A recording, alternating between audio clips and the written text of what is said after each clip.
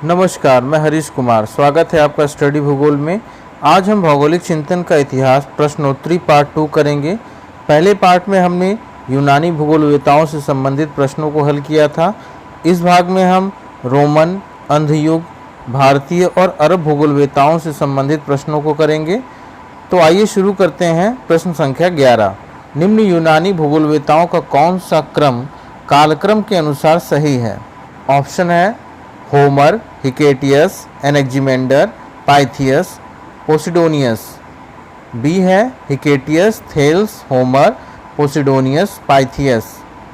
सी Homer, Thales, एनेक्जिमेंडर, Hecataeus, पाइथियस, पोसिडोनियस। और D option है Hecataeus, Homer, पोसिडोनियस, पाइथियस, Thales. इसका उत्तर सी होगा। सबसे पहले होमर, उसके बाद थेल्स, फिर एनेक्जिमेंडर, फिर हिकेटियस, पाइथियस, पोसिडोनियस।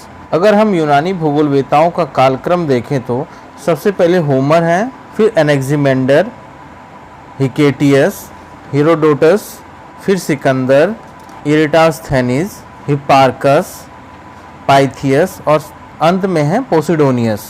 अगला प्रश्न है, निम्न में से असत्य कथन का चयन करें। ऑप्शन ए है स्ट्रेबो ने ज्योग्राफी नामक पुस्तक लिखी, यह 20 खंडों में है।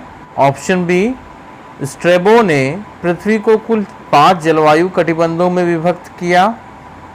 सी टी इन ओ ऑर्बिस टेरारम मानचित्र या चक्र मानचित्र व्हील मैप अंधकार युग की विशेषता है। ऑप्शन डी प्लिनी की रचना प्राकृतिक इतिहास हिस्टोरिया नेचुरल्स है, यह 37 खंडों में है। इसका उत्तर ए होगा। स्ट्रेबो ने ज्योग्राफी नामक पुस्तक लिखी और यह 17 खंडों में विभक्त है। बाकी सभी कथन हमारे सत्य हैं।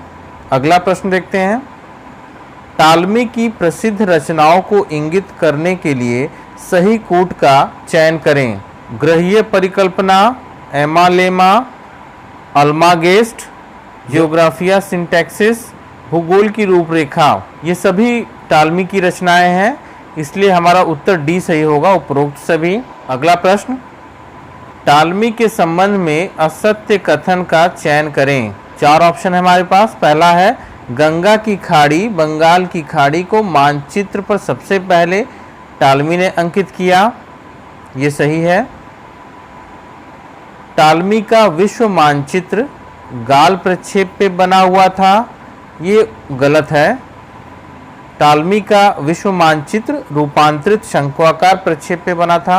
अगला ऑप्शन है अज्ञात देश टेरा इकोग्निटा की संकल्पना टालमी द्वारा प्रस्तुत की गई थी, ये भी सही है। टालमी महोदय ने मानचित्र बनाने एवं स्थानों की स्थिति दिखलाने के लिए अक्षांश और देशांतर का ज्ञान दिया, ये भी सही है। हमारा उत्तर बी होगा इसमें। अगला प्रश्न देखते हैं। भूगोल शब्द भारतीय भौगोलिक साहित्य में सर्वप्रथम किस सिद्धांत में प्रयुक्त हुआ था? ऑप्शन है मत्स्य सिद्धांत, सूर्य सिद्धांत, परम सिद्धांत, सामवेद। इसका उत्तर बी होगा, सूर्य सिद्धांत। भूगोल शब्द का सर्वप्रथम प्रयोग सूर्य सिद्धांत में प्राप्त होता है। अगला प्रश्न है, जम्बू द्वीप का संबंध किस भौगोलिक क्षेत्र से है? ऑप्शन ए है भूमध्य सागरीय परिक्षेत्र, बी उत्तर पश्चिम यूरोप, सी मध्य एशिया, डी पूर्वी एशिया। इसका उत्तर सी होगा, मध्य एशिया। अगला प्रश्न देखते हैं। कुश द्वीप व सलमाला द्वीप का संबंध किस महाद्वीप से है? ऑप्शन ए है अफ्रीका महाद्वीप, बी अमेरिकी महाद्वीप, सी एशिया महाद्वीप और डी ऑस्ट्रेलिया महाद्वीप। इसका उत्तर ए होगा, अफ्रीका महाद्वीप। कुश घास से कुश द्वीप का नामकरण हुआ। इसका विस्तार ईरान, इराक तथा गर्म मरुस्थल के सीमा प्रदेश पर है, जबकि सलमाला द्वीप का नामकरण सिल्क रेशम के वृक्ष से हुआ है। यह हिंद महासागर की पश्चिमी सीमा पर उष्णीय अफ्रीका के भाग पर विस्तृत द्वीप है। अगला प्रश्न देखते हैं। सुमेलित कीजिए। एक तरफ पौराणिक द्वीपों को दिया गया है, पुष्कर द्वीप, क्रॉच द्वीप, पलाश द्वीप, शक द्वीप, और दूसरी तरफ उनके क्षेत्रों को दर्शाया गया है। भूमध्य सागरीय परिक्षेत्र, दक्षिण पूर्व एशिया, उत्तर पूर्वी एशिया, उत्तर पश्चिम यूरोप। उत्तर द्वीप उत्तर पूर्व एशिया में फैला हुआ है। यह द्वीप भयावह, पवित्रता से शून्य, निर्मम व विनाशकारी, आत्मा का हनन करने वाला है। इसे राक्षसों का देश कहते हैं।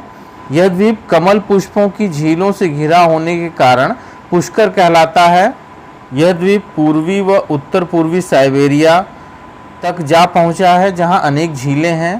क्रॉच द्वीप जो है वो उत्तर पश्चिम यूरोप क्षेत्र में फैला हुआ है। महाभारत में क्रॉच द्वीप की स्थिति मेरू पामीर के उत्तर व पश्चिम में इंगित है। इस द्वीप पर सहस्त्रों जलधाराएं प्रवाहित हैं। यह आर्द्र प्रदेश, पर्याप्त वर्षा क्षेत्र है। इस द्वीप में ब्रिटिश द्वीपों सहित समस्त उत्तर पश्चिम यूरोप सम्मिलित है। अगला है पलाश द्वीप। ये भूमध्य सागरीय परिक्षेत्र में फैला हुआ है। पलाश वृक्ष से इस द्वीप का नामकरण हुआ है। विल्फोर्ड इसे अंजीर का पेड़ मानते हैं। यह द्वीप भूमध्य सागर से घिरी निचली मैदानी भूमि का प्रदेश है।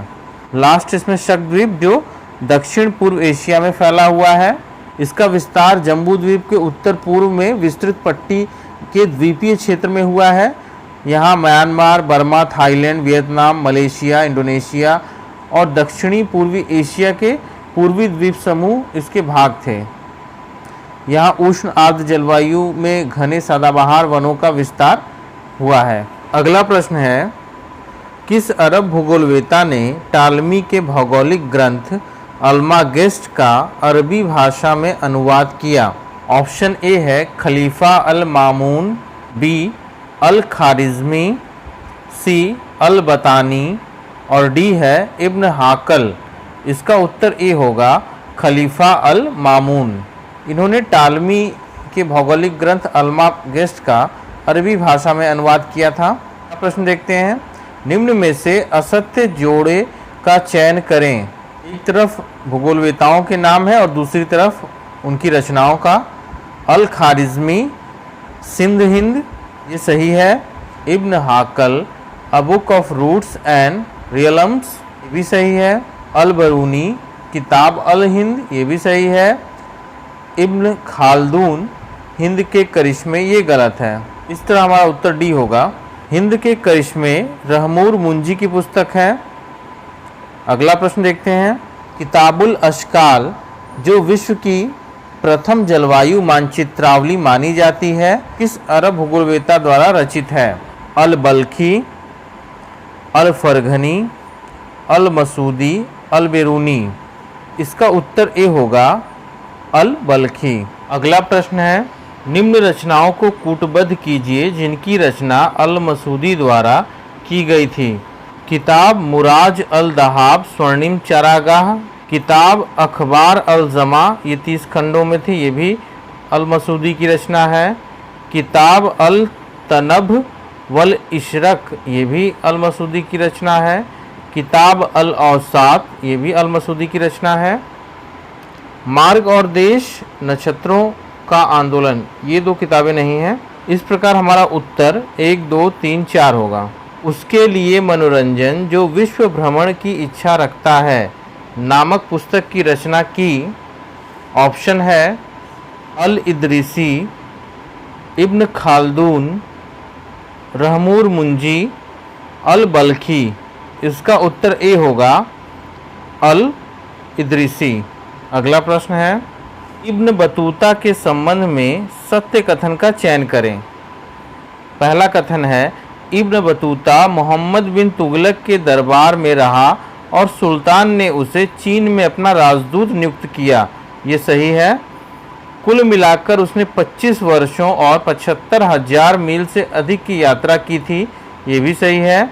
इब्न बतूता की प्रसिद्ध पुस्तक रिहल्ला है। ये भी सही है।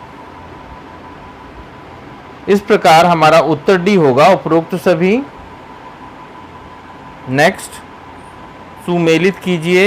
एक तरफ भूगोलवेता है और दूसरी तरफ उनकी रचनाएं। अल बतानी, अल फरघनी, इब्न खुर्दादबी, अल खारिज़मी। रचनाओं में है मार्ग और देश, books of route and countries, पृथ्वी की आकृति, the face of the earth. नक्षत्रों का आंदोलन, on the movements of star. खगोलकी के तत्व, एलिमेंट्स ऑफ एस्ट्रोनॉमी। अल बतानी की पुस्तक है नक्षत्रों का आंदोलन, on the movement of the stars. Al Farghani की पुस्तक का नाम है खगोलकी के तत्व, एलिमेंट ऑफ द एस्ट्रोनॉमी।